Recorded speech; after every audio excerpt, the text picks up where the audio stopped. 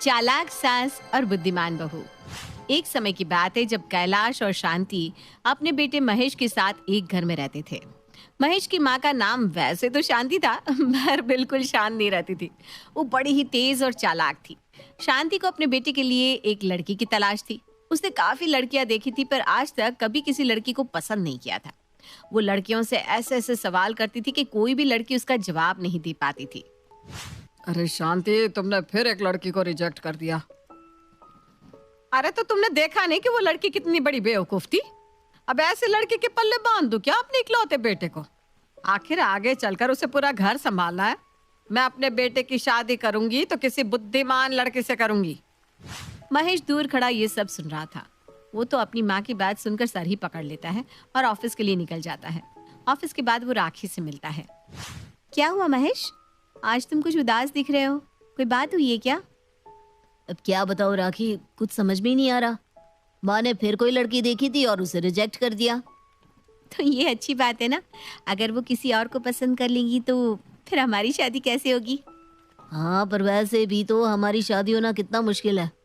तुमको पता है कि माँ कितनी चालाक है, और मैं तुमको उनसे मिलवाऊं कैसे? वो तो लव मैरिज के बिल्कुल खिलाफ है। वो चालाक है तो मैं भी कम बुद्धिमान नहीं हूँ। अब तुम बस वैसा करो जैसा मैं तुमको कहती हूँ।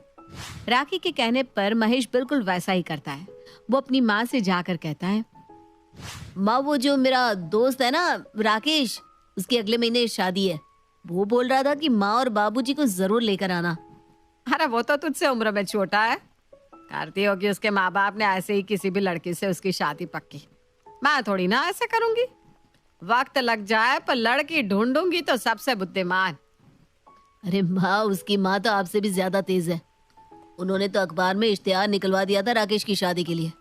फिर तो इतनी लड़कियों के रिश्ते ही रिश्ते आने लगे थे, और उसमें से उन्होंने एक लड़की कर ली पसंद। अब शांति के दिमाग में भी यही बात बैठ जाती है। वो भी अखबार में महेश की शादी के लिए इश्तिहार निकलवा देती है। उसके बाद महेश के रिश्ते के लिए बहुत सी लड़कियों के रिश्ते आते हैं। शांति रोज एक लड़की से मिलती और उसको रिजेक्ट करती जाती। फिर एक दिन राखी शांति से मिलने आती है। नमस्ते। नमस्ते नमस्ते। नाम क्या है तुम्हारा? जी, मेरा नाम राखी है। कितने पढ़ी लिखी हो, क्या करती हो? जी, मैंने एमए कर रखी है और एक सरकारी स्कूल में पढ़ाती हूँ। अच्छा, मैडम हो? फिर तो काफी बुद्धिमान होना चाहिए तुमको। फिर तो मेरी दी गई तीनों परीक्षा में तुमको पास हो जाना चाहिए। जी, बुद्धि तो इंसान के तजुर्बे से बढ़ती है। जो समझदारी बड़ों में है वो हम बच्चों में कभी नहीं हो सकती। पर हाँ, मैं कोशिश करूंगी कि आपको निराश ना करूं। ठीक है ठीक है। चलो, तुम्हें खाना बनाना तो आता ही होगा। जी बिल्कुल आता है। तो फिर पहली परीक्षा तुम्हारी यही है, रसोई में जाकर कुछ बढ़िया सा खाना बनाओ। जी। राखी रसोई में जाती है और आलू मटर की सब्जी बना देती है और शांति के पास आकर कहती है, जी मैंने आलू मटर की सब्जी और रोटी बना दी है। ठीक है, तो यहीं रुक, मैं देख कर आती हूँ। शांति रसोई में जाती है और सब्जी चख कर देखती है। सब्जी तो बड़ी ही स्वाद होती है, पर शांति को तो राखी की बुद्धि देखनी थी। वो फटाफट नमक का डिब्बा निकालती है और सब्जी में 2 चम्मच नमक भर देती है। उसके बाद वो राखी को आवाज देती है, ए राखी, इधर तो आओ। जी अभी आई। राखी अंदर जाती है तो शांति शक्ल बनाकर राखी से कहती है, ये कैसी सब्जी बनाई है तूने? क्या खाना बनाना नहीं आता? इतना नमक भर रखा है सब्जी में, सारा मुंह कड़वा हो गया मेरा। थू थू थू थू। पर मैंने तो नमक बिल्कुल ठीक डाला था। तो क्या मैं झूठ बोल रही हूँ? तू खा कर देख ले। अब बता हम क्या खाएंगे? तेरे पास बस 15 मिनट है, 15 मिनट में तू खाना टेबल पर लगा देना। राखी सब्जी चखती है तो उसे सब समझ में आ जाता है कि ये सब शांति ने किया है। वो मुस्कुराती है। उसके बाद वो आटा लेती है और छोटी छोटी गोली बनाकर सब्जी में डालकर थोड़ी देर गैस चालू कर देती है। उसके बाद वो सबके लिए बाहर खाना लेकर आती है। ये लीजिए गर्मा गर्म खाना। अरे तो बड़ी जल्दी खाना ले आई। देखती हूँ आप क्या लेकर आई है। शांति सबको खाना परोसती है। सब लोग एक एक करके खाना खाते हैं और शांति उनकी शक्ल देख रही होती है। सबके चेहरे पर मुस्कुराहट थी और सब खाने की तारीफ कर रहे थे। शांति भी उसके बाद सब्जी चखती है और उसका स्वाद बिल्कुल वैसा ही होता है जैसा उसने पहले चखा था। अब तो ठीक है ना सब्जी? नमक तो नहीं है ना ज्यादा? अरे इतनी जल्दी कैसे ठीक कर लिया तूने इसको? आटे की गोलियां बनाकर मैंने सब्जी में डाल दी और सारा एक्स्ट्रा नमक उन गोलियों ने सोख लिया। ये तो बस पहली परीक्षा थी, अभी 2 और बाकी है।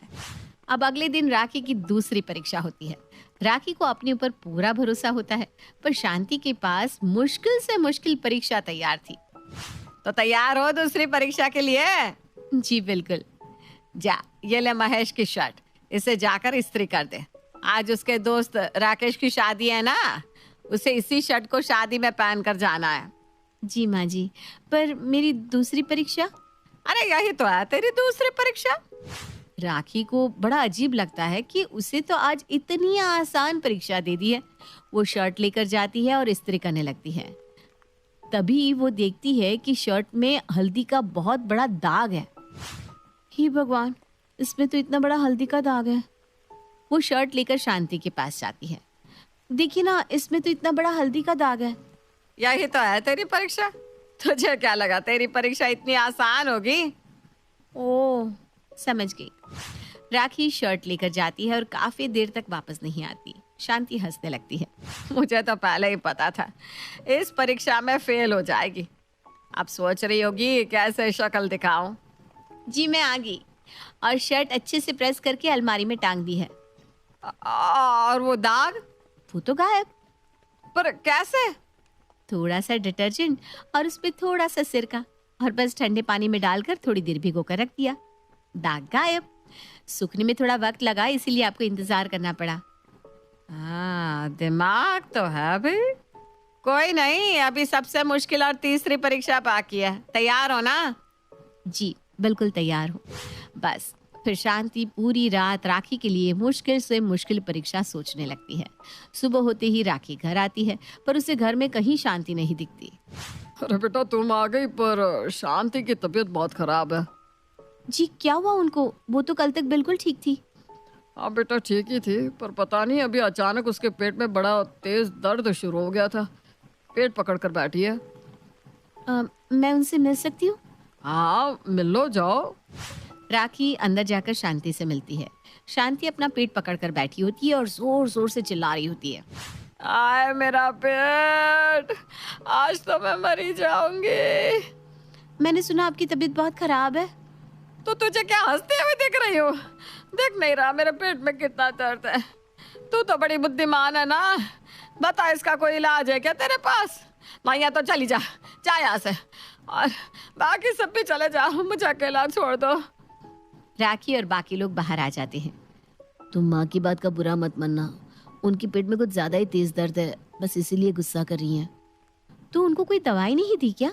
दी तो है, पर अभी तक कोई असर ही नहीं है। आखिर अचानक उनके पेट में दर्द कैसे हो गया? क्या खाया था रात को? रात को कड़ी और चावल खाए थे उन्होंने। ओह अच्छा, मैं सब समझ गई। लगता है उनकी गैस बन गई है। मैं अभी आती हूँ, तब तक उनको संभालो। राखी जल्दी से रसोई में जाती है और एक काढ़ा तैयार करती है। अजवाइन, काली मिर्च और हींग मिक्स करके काढ़ा बनाकर जल्दी से शांति के पास जाती है। अरे तुझे बोला था ना जाने को, फिर अभी तक गई क्यों नहीं? मैं चली जाऊंगी, पर अभी ना आप ये काढ़ा पी लीजिए, इससे आपको आराम मिलेगा। ये कैसा काढ़ा बना लाई है? इतने अच्छे अच्छे डॉक्टर की दवाई काम नहीं कर रही, तो ये काढ़ा क्या काम करेगा? माँ पीने में क्या जाता है, आप एक बार पी कर तो देखो, क्या पता कुछ आराम मिल जाए। महेश के कहने पर शांति उस काढ़े को पी लेती है। उसके बाद सब वहीं खड़े शांति की शक्ल देख रहे थे।